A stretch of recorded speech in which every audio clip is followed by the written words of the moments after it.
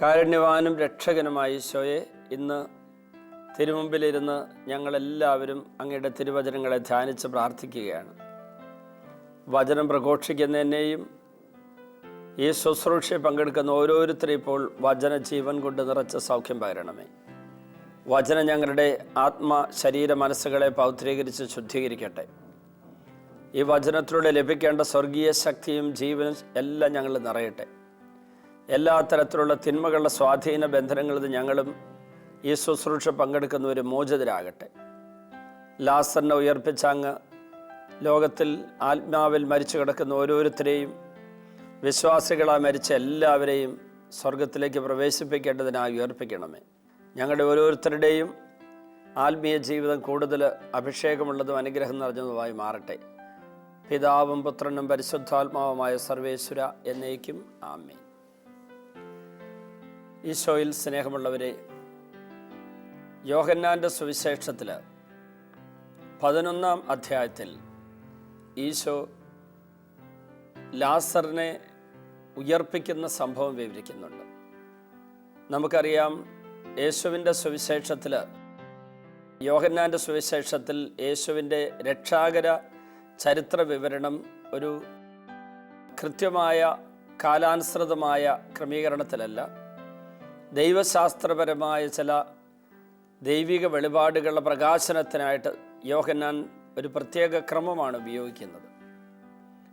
അതുകൊണ്ട് 11-ാം അധ്യായത്തിലാണ് ഈ സംഭവം വിവരിച്ചിരിക്കുന്നത് എന്നുള്ളതുകൊണ്ട് ഇത് ആദ്യകാലത്തോ ഇടക്കാലത്തോ യേശുവിൻ്റെ പരസ്യത്തിൻ്റെ ഇടക്കാലത്തോ ഉണ്ടായൊരു സംഭവമല്ല എന്ന് നമുക്കൊക്കെ അറിയാം. യേശുവിൻ്റെ മരണത്തിന് തൊട്ടു മുമ്പുള്ള കാലഘട്ടത്തിലെ ഒരു സംഭവമാണ് വിവരിച്ചിരിക്കുന്നത്. കാരണം മരിച്ചുപോയ ലാസറിനെ ഈശോ ഉയർപ്പിച്ചു എന്നുള്ള വാർത്ത കേട്ട് കഴിഞ്ഞപ്പോഴേക്ക് യോഹന്നാൻ്റെ സുവിശേഷം 11-ാം അധ്യായത്തിൻ്റെ 53-ാം തിരുവചനത്തിൽ നമ്മൾ വായിക്കുന്നുണ്ട്, ഈ ഒരു കാരണത്താൽ യഹൂദർ യേശുവിനെ കൊല്ലാൻ ആലോചിച്ചുവെന്ന്. അന്നു മുതൽ അവനെ വധിക്കാൻ അവർ ആലോചിച്ചു കൊണ്ടിരുന്നുവെന്ന് എഴുതിയിരിക്കുന്നു. അതായത് യേശുവിൻ്റെ ആ ഒരു അത്ഭുതകരമായിട്ടുള്ള പ്രവൃത്തികളിൽ ആകൃഷ്ടരായി യേശുവിലേക്ക് വന്ന പലരും യേശുവിൽ വിശ്വസിച്ചു. യഹൂദ നേതാക്കൾക്ക് അതൊരു വലിയ അസ്വസ്ഥതയ്ക്ക് കാരണമായി തീർന്നു.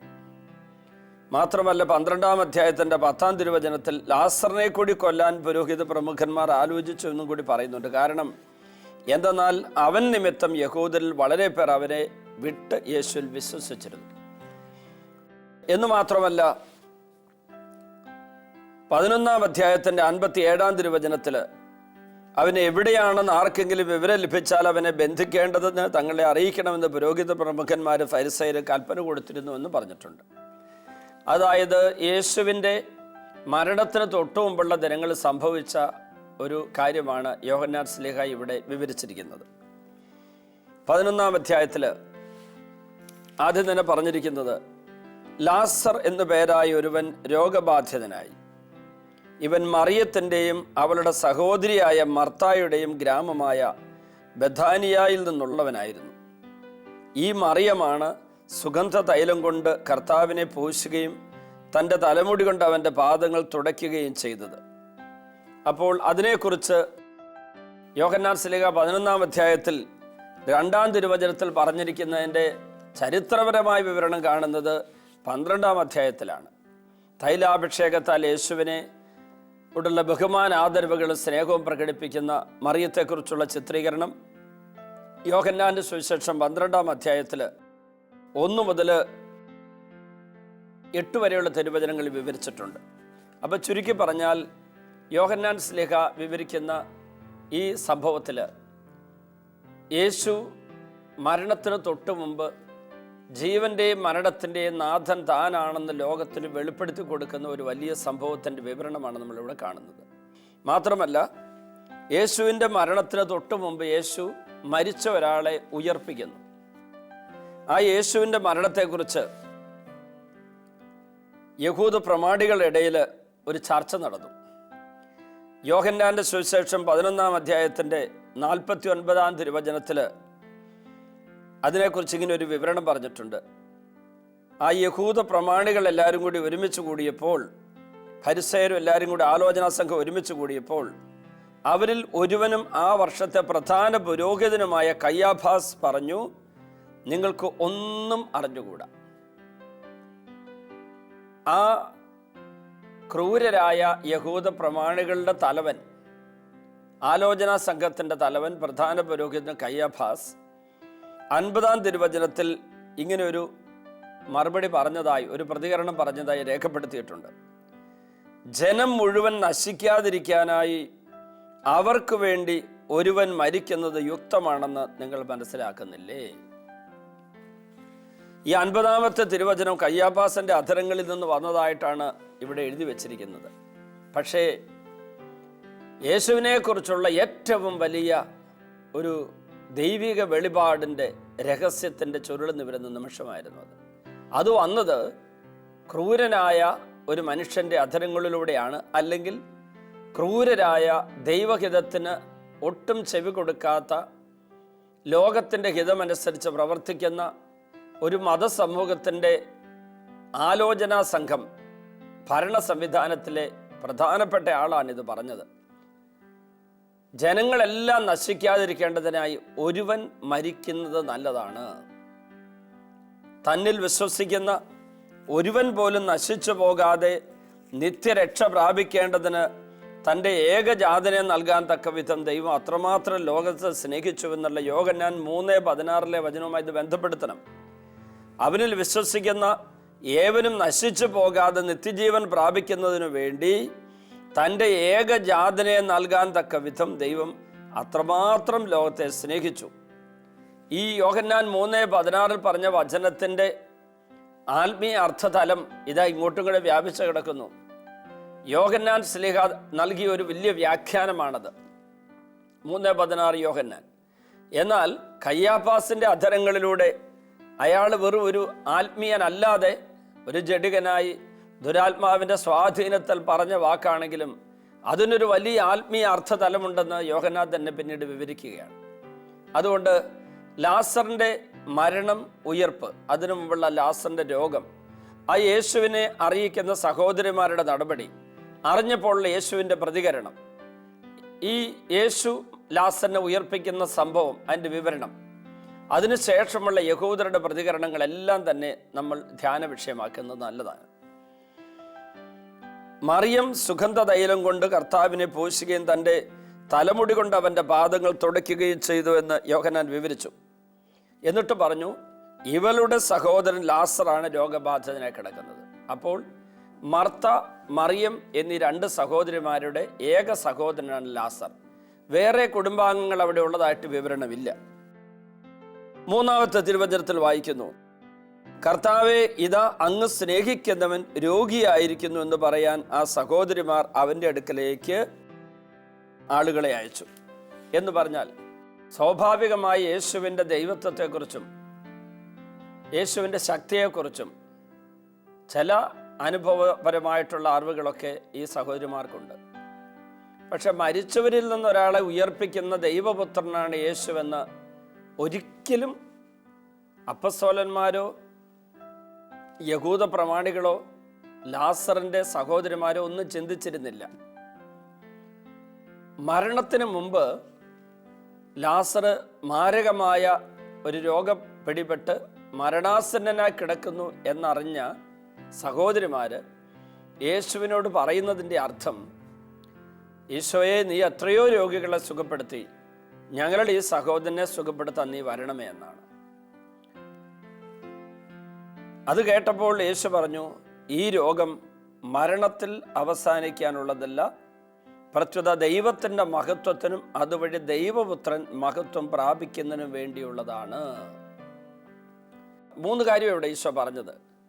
1, ലാസറിൻ്റെ രോഗം മരണത്തിൽ അവസാനിക്കാനുള്ളതല്ല. എന്നോടൊരാളൊരിക്കൽ ചോദിച്ചു, യേശുവിൻ്റെ കണക്കുകൂട്ടൽ അല്പം തെറ്റിപ്പോയില്ലേ അവിടെ? ഇത് ഞാൻ ചെല്ലുന്നതിന് മുമ്പ് ലാസർ മരിക്കില്ല എന്ന അർത്ഥത്തിലല്ലേ ഈശോ അങ്ങനെ പറഞ്ഞത്? ഒരു ഹൈന്ദവ സഹോദരനാണ് ചോദിച്ചത്. ഞാൻ പറഞ്ഞു, അല്ല. ഈശോ പറഞ്ഞ വാക്കിൻ്റെ അർത്ഥം ഇത് മരണത്തിൽ അവസാനിക്കാനുള്ളതല്ല. ലാസറിൻ്റെ സഹോദരിമാരും യഹൂദരും ഈ ലാസറിൻ്റെ മരണം അറിഞ്ഞ എല്ലാവരും ലാസറിൻ്റെ മരണത്തോടുകൂടി അവൻ്റെ കഥ, അവൻ്റെ ജീവിതം, അവൻ്റെ ചരിത്രം അവസാനിച്ചു എന്നാണ് അവരുടെ മനസ്സിൽ അവർ എഴുതി വെച്ചതും അവർ വാക്കിലൂടെ പ്രകടമാക്കിയത്. അത് പിന്നീട് മർത്തായും മറിയും ഒക്കെ പ്രഖ്യാപിക്കുന്നുണ്ട്. യഹൂദരും അതൊക്കെ തന്നെയാണ് കരുതിയിരുന്നത്. പക്ഷേ ഈശോയ്ക്ക് പറയാനുള്ളത് മറ്റൊന്നാണ്. നിങ്ങളീ കാണുന്ന പൂർണ്ണവിരാമം, ജീവിതത്തിൻ്റെ പൂർണ്ണവിരാമം, ഈ നിമിഷം അവിടെ കൊണ്ട് തീരില്ല. പൂർണ്ണവിരാമത്തിന് സമയമായിട്ടില്ല, ഒരു കോമയിടാനുള്ള സമയമായിട്ടുള്ളൂ. കാരണം അവനിപ്പോൾ താൽക്കാലികമായി മരണം പുൽകിയവനായി, ശരീരത്തിൽ ജീവൻ ചോർന്നവനായി അവനങ്ങനെ കിടക്കുന്നുവെങ്കിലും അതിനപ്പുറത്തുള്ള ദൈവത്തിൻ്റെ നടപടി അവന് പ്രകടമാകാൻ പോവുക. അതുകൊണ്ട് ഇവിടെ അവസാനിക്കില്ല. അത് കഴിഞ്ഞിട്ടൊരു വലിയ അത്ഭുതം പ്രവർത്തിക്കാനുണ്ട്. ദൈവപുത്രൻ, മനുഷ്യപുത്രൻ, അന്ന് തന്നെ തന്നെ വിശേഷിപ്പിച്ച ദൈവപുത്രൻ്റെ അധികാരവും ശക്തിയും യേശു പുനരുദ്ധാനവും ജീവനുമാണെന്നുള്ള സത്യം വെളിപ്പെടുത്താനുള്ള അവസരമൊക്കെ വരാൻ പോവുക. അതുകൊണ്ട് ഈ ഒരു സംഭവം ഇവിടെ അവസാനിക്കാനുള്ളതല്ല. പ്രിയപ്പെട്ടവരെ, അതാണ് അതിൽ ഒന്നാമത്തെ പോയിന്റ്. രണ്ടാമത്തേത് പറഞ്ഞത് ഇത് ദൈവത്തിൻ്റെ മഹത്വത്തിന് വേണ്ടിയാണ്. മൂന്നാമത് പറഞ്ഞത് അങ്ങനെ ദൈവത്തിൻ്റെ മഹത്വം സംഭവിക്കുന്നതിനുള്ള ഒരു മാധ്യമമായി, അല്ലെങ്കിൽ അതിലൂടെ ഉണ്ടാകാൻ പോകുന്ന ഒരു വലിയ സംഭവമായി പറയുന്നത് ദൈവപുത്രൻ മഹത്വം പ്രാപിക്കാൻ പോകുന്നു. ലാസറിൻ്റെ രോഗവും അതിനുശേഷമുള്ള അവൻ്റെ മരണവും അതിനുശേഷമുള്ള യേശുവിൻ്റെ ഇടപെടലും ലാസറിൻ്റെ ഉയർപ്പിക്കുന്ന നടപടിയും ദൈവത്തിൻ്റെ മഹത്വത്തിനും അതുവഴി മനുഷ്യപുത്രൻ യേശു മഹത്വപ്പെടാനും ഇടവരുമെന്ന് ഈശോ പ്രവചന രൂപേണ ആ ജനത്തോട് പറഞ്ഞു. പ്രിയപ്പെട്ടവരെ, നമ്മൾ ചില പ്രതിസന്ധി ഘട്ടങ്ങളിൽ, സഹന നിമിഷങ്ങളിൽ, മുന്നോട്ട് പോകാനാവാതെ തകരുന്ന നിമിഷങ്ങളിൽ, എല്ലാം അവസാനിക്കാറായി എന്ന് ചിന്തിക്കുന്ന നിമിഷങ്ങളിൽ ഈശോയ്ക്ക് പറയാനുണ്ട്, എല്ലാം അവസാനിക്കാറായിട്ടില്ല. എല്ലാം തകർന്നു പോയി എന്ന് നമ്മൾ കരുതുമ്പോഴും എല്ലാം തകർന്നിട്ടില്ല. ഒരു കാര്യം, നമ്മുടെ മാനുഷികമായ പദ്ധതി മുഴുവനും തകർന്ന് നമ്മുടെ മാനുഷികമായിട്ടുള്ള ക്രമീകരണങ്ങളും തീരുമാനങ്ങളും നടപടികളും ഒരുക്കങ്ങളും അതിൻ്റെ ചുറ്റുവട്ടങ്ങളെല്ലാം തകർന്ന് താഴെ കിടക്കുക. ഒരുക്കി കൊണ്ടുവന്ന എല്ലാം നഷ്ടപ്പെട്ടു, പദ്ധതികളെല്ലാം പരാജയപ്പെട്ടു. ചിന്തിച്ചിരുന്ന പോലെ ഒന്നുമല്ല കാര്യങ്ങൾ വരുന്നത്, ഒരു വൻ പരാജയത്തിലേക്ക് വന്നു. അപ്പം നമ്മളെല്ലാവരും ഇതി കർത്തവ്യതാമൂഢരായി അങ്ങ് നിൽക്കുമ്പോൾ ഉന്നതത്തിലേക്കൊന്ന് കണ്ണുയർത്തണം. ഈ പൂർണ്ണമായ പരാജയമെന്ന് നമ്മൾ വിധിച്ച സംഭവത്തിൻ്റെ, അനുഭവത്തിൻ്റെ പശ്ചാത്തലത്തിൽ ദൈവത്തിന് ഇടപെടാൻ എന്തെങ്കിലും ഉണ്ടോ? ദൈവത്തിന് ഇടപെടാനുള്ള അവസരമാണോ അത് ഒരുക്കി തരുന്നത്? ഞാൻ കണ്ടുമുട്ടിയ ഒരു മനുഷ്യൻ എന്നോട് പറഞ്ഞത് ഞാൻ ഓർക്കുക. ഞാൻ ഈ സംഭവം ലാസറിൻ്റെ മരണത്തിന് തൊട്ട് മുമ്പുള്ള യേശു ഇടപെടാൻ താമസിച്ച് വൈകിയ ആ സംഭവത്തെക്കുറിച്ച് ഞാൻ പള്ളി പ്രസംഗിച്ചു കഴിഞ്ഞപ്പോൾ ധ്യാനിക്കാൻ വന്ന ഒരാൾ എൻ്റെ അടുത്ത് വന്ന്, അച്ഛനൊരു ഉദാഹരണം എല്ലാവരോടും പറയാൻ പറ്റിയത് ഞങ്ങളുടെ ജീവിതമാണെന്നും പറഞ്ഞ് എൻ്റെ അടുത്ത് വിവരിച്ചു. അവർ വലിയ സാമ്പത്തിക സ്ഥിതിയുള്ളവരായിരുന്നു. പള്ളി ഞായറാഴ്ച പോകും. കുർബാന അന്നത്തേക്ക് ധാരണ അനുസരിച്ച് ആണ്ടിലൊരിക്കൽ പെസഹക്കാലത്ത് കുമ്പസാരിക്കും, കുർബാന സ്വീകരിക്കും. എല്ലാ ഞായറാഴ്ചയും കുർബാനയിൽ പങ്കെടുക്കുക, അതിൻ്റെ കൂടെ കുർബാന സ്വീകരിക്കണമെന്ന് ചിന്താഗതി ഉണ്ടായിരുന്നില്ല. നമുക്കറിയാം, കേരളത്തിൽ ഈ നവീകരണ ശുശ്രൂഷ മുന്നേറ്റം വളർന്നപ്പോഴാണ് മനുഷ്യർ, അല്ലെങ്കിൽ വിശ്വാസികൾ, പ്രത്യേകിച്ച് കത്തോലിക്കരുടെ ഇടയിൽ ഇത് വന്നപ്പോൾ 970 ശേഷം ധ്യാന കേന്ദ്രങ്ങളൊക്കെ ഒത്തിരി ഉണ്ടായി. ധ്യാനങ്ങൾക്ക് വർദ്ധിച്ചതിന് ശേഷമാണ് എല്ലാ ദിവസവും കുർബാനയ്ക്ക് പോകുന്നവരുടെ എണ്ണം പെരുകിയതും കുർബാനയിൽ പങ്കെടുക്കുമ്പോഴൊക്കെ യോഗ്യതയോടെ കുർബാന സ്വീകരിക്കണം നിർബന്ധമായിട്ട് മനുഷ്യർ ചിന്തിച്ചു തുടങ്ങിയതും. ഒരു ദിവസം കുർബാനയിൽ പങ്കെടുത്ത് അടുത്ത ദിവസം കുർബാനയിൽ പങ്കെടുത്തില്ലെങ്കിൽ കുർബാന സ്വീകരിക്കാൻ പറ്റില്ല, പാടില്ല. ഒരു ദിവസം ബ്രേക്കായി പിന്നെ 3-ാം ദിവസം കുർബാന സ്വീകരിക്കരുത്. പാപമൊന്നും ഇല്ലെങ്കിലും അങ്ങനെ ഒരാഴ്ച കഴിഞ്ഞ് ഒന്ന് കുർബാനയ്ക്ക് എന്ന് കഴിഞ്ഞാൽ അങ്ങനെ ഇടയ്ക്ക് ബ്രേക്ക് വന്നുകൊണ്ട് കുർബാന സ്വീകരിക്കരുതെന്ന് പോലും ചിന്തിച്ചിരുന്ന ജനങ്ങളാണ്. 100 കണക്കിന് 1000 പേര് എന്നോട് ചോദിച്ചിട്ടുണ്ട് ചോദ്യം. ആദ്യകാലത്ത് 10-25 വർഷം മുമ്പ്, അച്ഛാ ഞായറാഴ്ച കുർബാന കഴിഞ്ഞ് പിന്നെ ഞങ്ങളുടെ പള്ളി ഒത്തിരി ദൂരെയാണ്, പിറ്റേ ഞായറാഴ്ച കുർബാനയിൽ പങ്കെടുക്കാൻ പറ്റുള്ളൂ, ഒരാഴ്ച കുർബാന സ്വീകരിക്കാതിരുന്നതിന് ശേഷം പിന്നെ കുർബാന സ്വീകരിക്കാൻ പാടുണ്ടോ? ഞാൻ പറഞ്ഞു, ഒരു കുഴപ്പമില്ല, അത് സഭയെ അനുവദിക്കുന്നുണ്ട്, അത് പാപമല്ല, പാപമില്ല എങ്കിൽ തീർച്ചയായും കുർബാന സ്വീകരിക്കാമെന്നവർ. അപ്പോൾ ഈ കുടുംബം അങ്ങനെ ഒരു ചടങ്ങ് ജീവിതമായിട്ട് പൊയ്ക്കൊണ്ടിരുന്നവരാ. പക്ഷേ അവരുടെ ബിസിനസ്സും കൃഷിയും ഉണ്ടായിരുന്ന, തോട്ടം ഉണ്ടായിരുന്നവർക്ക് കൃഷിയിൽ ഒരു പരാജയം ഉണ്ടായി. അതിൻ്റെ പുറകെ തോട്ടത്തിലൊരു തീപിടുത്തം ഉണ്ടായി. 10-30 ഏക്കർ തോട്ടം ഉണ്ടായിരുന്നു, റബ്ബർ തോട്ടവും കാപ്പിത്തോട്ടവും. റബ്ബർ തോട്ടം മുഴുവൻ കത്തി നശിച്ചു. കാപ്പിക്ക് വലിയ വിലയുടെ ഉണ്ടായി. അപ്പോൾ അതും വലിയൊരു തകർച്ചയായി. അതൊക്കെ കഴിഞ്ഞതിന് ശേഷം ബിസിനസ്സിലും കൂടെ പരാജയം വന്നു. ലോണൊന്നും അടച്ചു വിട്ടാൻ പറ്റാതെ വന്നു. ബാങ്ക് ജപ്തി ചെയ്യുന്ന അവസ്ഥയിലെത്തി. അവരുടെ ഒരു സ്വത്ത് ബാങ്ക് പിടിച്ചെടുത്തു. അത് ലേലം വിളിച്ച് തിരിച്ചു പിടിക്കാൻ വേണ്ടി വേറെ ലോൺ എടുത്തു. എന്തിനു പറയുന്നു, ഒരു 4-5 വർഷത്തിനുള്ളിൽ അവരുടെ സകല സമ്പത്ത് നഷ്ടപ്പെട്ടു. താമസിക്കുന്ന വീടും ഒരു 2 ഏക്കർ ഭൂമി മാത്രം കൈവശമുള്ള ആ മനുഷ്യൻ പറമ്പിലിറങ്ങി കൃഷിപ്പണി ചെയ്യാൻ പറ്റില്ല, കൂലിപ്പണിക്ക് പോകാൻ പറ്റില്ല, ജോലി കിട്ടാനുള്ള വിദ്യാഭ്യാസ യോഗ്യതയില്ല, ബിസിനസ് തുടങ്ങാനുള്ള ക്യാപിറ്റലില്ല. അപ്പോൾ ഇങ്ങനെ തകർന്നിരിക്കുന്ന വേളയിലാണ് അദ്ദേഹം ഒരു പോപ്പുലർ മിഷൻ ധ്യാനത്തിൽ പങ്കെടുത്തു. പനക്കലച്ചൻ്റെയും നാക്യമ്പറമ്പലച്ചൻ്റെ നേതൃത്വത്തിൽ അന്ന് നടക്കുന്ന 1971, 72, 71 കാലഘട്ടത്തിലെ ധ്യാനത്തിൽ പങ്കെടുത്തു. ആ ധ്യാനത്തിൽ പങ്കെടുത്ത അദ്ദേഹം അവിടെ വെച്ച് ദൈവത്തിൻ്റെ സ്വരം കേൾക്കാനിട വന്നു. അദ്ദേഹത്തിൻ്റെ വൻ പരാജയത്തിൽ എല്ലാവരും കൈയൊഴിഞ്ഞു. വീട്ടുകാർ, നാട്ടുകാർ, എല്ലാവരും, ബാങ്ക്, ആർക്കും ഒന്നും സഹായിക്കാനില്ല. ഒരച്ഛൻ മാത്രം പറഞ്ഞു, എല്ലാം നഷ്ടപ്പെട്ടു എന്ന് ചിന്തിക്കുന്ന വേളയിലായിരിക്കാം ദൈവത്തിന് നമ്മളെ ആവശ്യമുണ്ടെന്ന് നമുക്ക് ബോധ്യപ്പെടുന്നത്. അതുകൊണ്ട് തമ്പുരാനിലേക്ക് നോക്കാൻ പറഞ്ഞു. ഒരു വല്യച്ഛൻ, അച്ഛൻ പറഞ്ഞു, എനിക്ക് നിങ്ങൾക്ക് തരാൻ പണമില്ല, ബിസിനസ് തുടങ്ങാൻ തരാൻ ഒന്നും എൻ്റെ അടുത്തില്ല. അന്നത്തെ കാലത്ത് 1970-കളിൽ ഈ അച്ഛൻ പറഞ്ഞു, എൻ്റെ കയ്യിലുള്ള 2500 രൂപ ഞാൻ നിങ്ങൾക്കങ്ങ് തന്നേക്കാം, നിങ്ങളിതുമായിട്ട് പൊക്കോളാൻ പറഞ്ഞു. ഈ മനുഷ്യൻ എന്നോട് പറയുന്നു, ആ 2500 രൂപയും കയ്യിൽ പിടിച്ച് അദ്ദേഹം നിരന്തരം പ്രാർത്ഥനയിലായി. ആ കാശ് ഒന്നും ചെയ്തില്ല. ഇത് ദൈവം തന്ന സമ്മാനമാണ്, ഒരു പുരോഹിതൻ തന്ന എന്ന് പറഞ്ഞ് അതിങ്ങനെ കൈ പിടിച്ചുകൊണ്ട് നടക്കുക. അദ്ദേഹം ആ കാലത്ത് വലിയ ധ്യാനകേന്ദ്രങ്ങളോ അധികമൊന്നുമില്ല.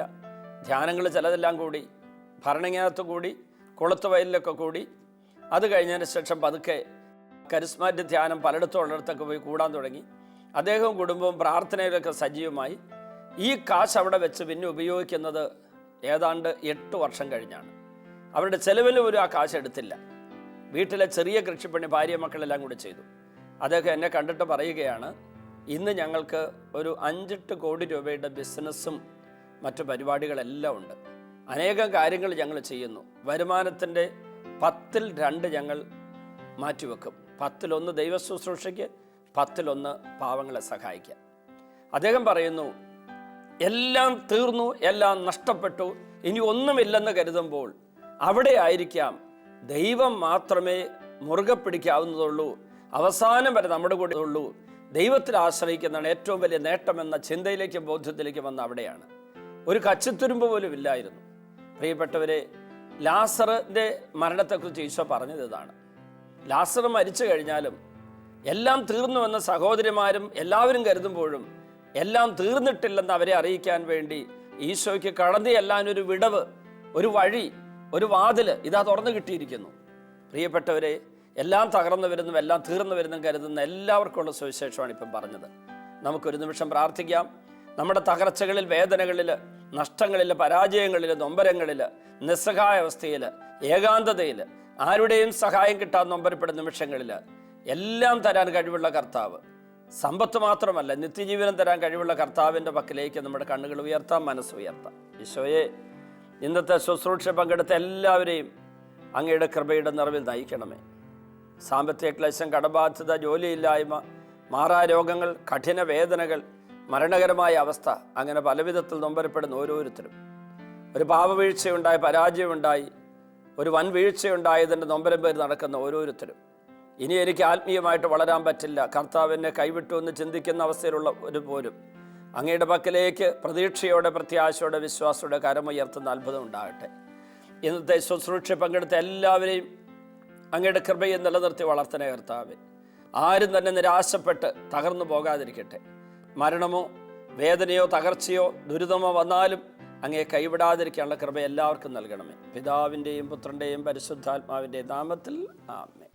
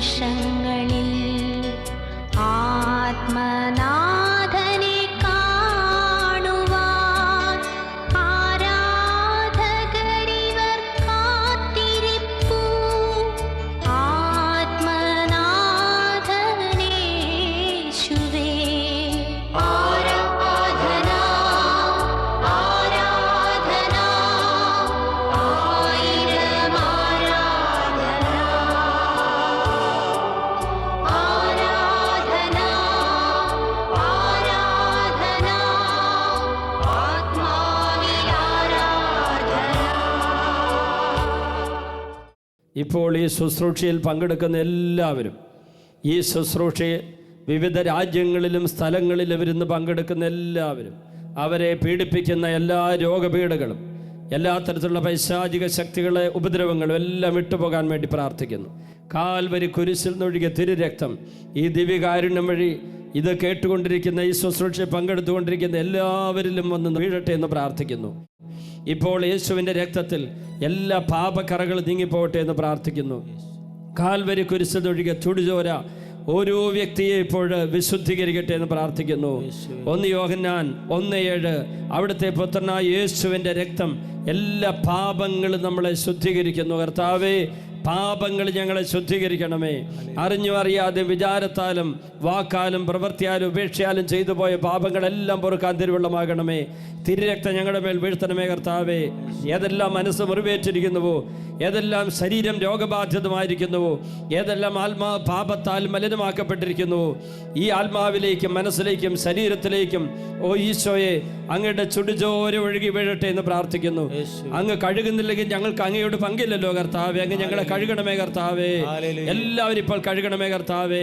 ഞങ്ങളെ ശുദ്ധീകരിക്കണമേ കർത്താവേ. പാപമോചനം നൽകണമേ കർത്താവേ. എല്ലാ മക്കളും അനുഗ്രഹിക്കപ്പെടട്ടെ.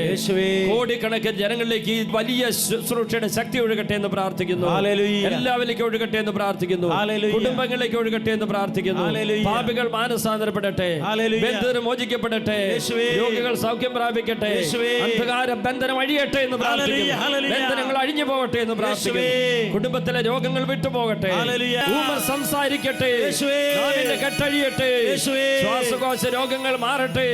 തലച്ചോറിന്റെ രോഗങ്ങൾ മാറട്ടെ. മാനസിക രോഗികൾ സൗഖ്യം പ്രാപിക്കട്ടെ. അവരുടെ എല്ലാ കെട്ടുകളും അഴിഞ്ഞു പോകട്ടെ. യേശുവിന്റെ നാമത്തിൽ സൗഖ്യമുണ്ടാകട്ടെ. വായിലെ മോണയിലെ പല്ലിന്റെ രോഗങ്ങളെല്ലാം വിട്ടുപോകട്ടെ. തൊണ്ടയിലെ ശ്വാസകോശത്തിലെ രോഗങ്ങൾ വിട്ടുപോകട്ടെ. ഹൃദയത്തിന്റെ രോഗങ്ങൾ വിട്ടുപോകട്ടെ. ആമാശയത്തിന്റെ രോഗങ്ങൾ വിട്ടുപോകട്ടെ. കുടലിലെ രോഗങ്ങൾ വിട്ടുപോകട്ടെ. എല്ലാ രോഗികളും സൗഖ്യം പ്രാപിക്കട്ടെ. പ്രമേഹ രോഗം വിട്ടുപോകട്ടെ. പാൻക്രിയാസ് സൗഖ്യം പ്രാപിക്കട്ടെ. കരൾ രോഗം വിട്ടുപോകട്ടെ. എല്ലാ നാഡീഞരമ്പുകളും ബലം പ്രാപിക്കട്ടെ. അസ്ഥികൾ ബലം പ്രാപിക്കട്ടെ. അസ്ഥികളെ സുഖപ്പെടുത്തണമേ. തളർന്ന ശരീരം ബലം പ്രാപിക്കട്ടെ. ത്വക്ക് രോഗം മാറട്ടെ. രക്തത്തിന്റെ വൈകല്യങ്ങൾ വിട്ടുപോകട്ടെ. എല്ലാ രോഗികളും സൗഖ്യം പ്രാപിക്കട്ടെ. അത്ഭുതകരമായി സൗഖ്യം ഒഴുകട്ടെ. യേശുവിന്റെ നാമത്തിൽ ബന്ധനങ്ങൾ അഴിയട്ടെ. കെട്ടുകൾ അഴിയട്ടെ. മുറിവുകൾ മാറട്ടെ. എല്ലാവരും സൗഖ്യം പ്രാപിക്കട്ടെ. എല്ലാ പാപങ്ങളും നീങ്ങി പോകട്ടെ. കുടുംബങ്ങൾ ഐശ്വര്യം നിറയട്ടെ. അനുഗ്രഹം നിറയട്ടെ. സമൃദ്ധി നിറയട്ടെ. ഹല്ലേലൂയ.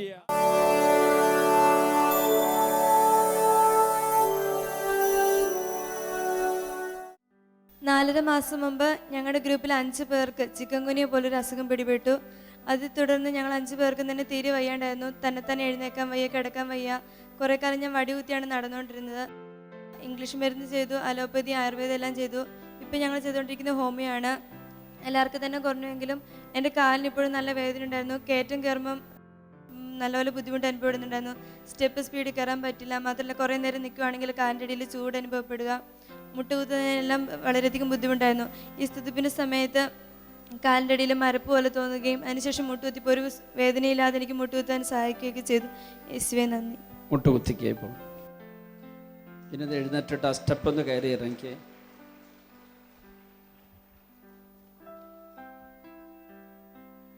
തിരിച്ചു കയറിക്ക്. വേദന പൂർണ്ണമായിട്ട് മാറിയോ? ഒരു ബുദ്ധിമുട്ടുമില്ല. കൈയടിച്ച് യേശുവയ്ക്ക് നന്ദി പറയാം. ഹല്ലേലൂയ. ഈ നിൽക്കുന്ന ബിജു മൂവാറ്റുപുഴ മീൻകുന്നം സ്വദേശിയാണ്. 8 വർഷങ്ങൾക്ക് മുമ്പ് വീടിനടുത്തുള്ള ഒരു കുഴിയിലേക്ക് രാത്രിയിൽ നടക്കുന്ന വഴിക്ക് സ്റ്റെപ്പ് തെറ്റി ഒരു 3 അടി താഴ്ചയുള്ള കുഴിയിലേക്ക് കാൽപാദത്തിൻ്റെ ഭാഗം മടങ്ങി വീണു. അത് കഴിഞ്ഞ് വേദനയും നീരും വന്നപ്പോൾ ആയുർവേദ ഡോക്ടറെ അടുത്ത് പോയി തിരുമലും മരുന്ന് വെപ്പൊക്കെയായിരുന്നു. എന്നിട്ടൊന്നും മാറാതപ്പോൾ അലോപ്പതി ഡോക്ടറെ അടുത്ത് ചെന്നപ്പോൾ എക്സ്റേ എടുത്തപ്പോൾ അറിയുന്ന അവിടെ അസ്ഥിക്ക് പൊട്ടലുണ്ട്. എന്നിട്ട് പ്ലാസ്റ്റർ ഇട്ടായിരുന്നു. എത്ര നാളത്തേക്ക്? ഒരു 2 മാസം. 2 മാസത്തേക്ക്. പക്ഷെ വേദന മാറിയില്ല. പിന്നീട് വേദന ഉണ്ടായിരുന്നു.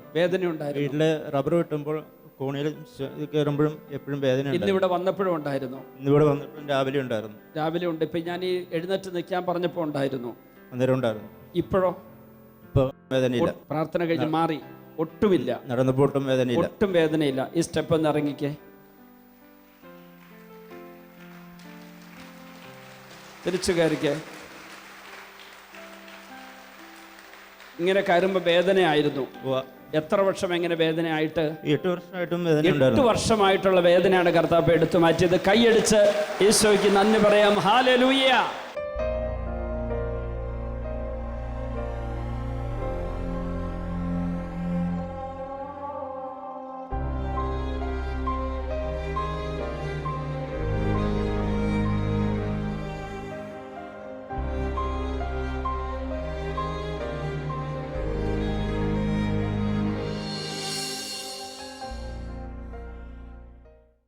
വിശദ വിവരങ്ങൾക്ക് director, divine vision, divine retreat centre, Muringoor, Chalakudy 680316, Kerala, south India. Telephone 0091 480 270 8098, 0091 480 270 2613. Fax 0091 480 270 8097. Email mail.divintv@gmail.com. Website www.drcm.org.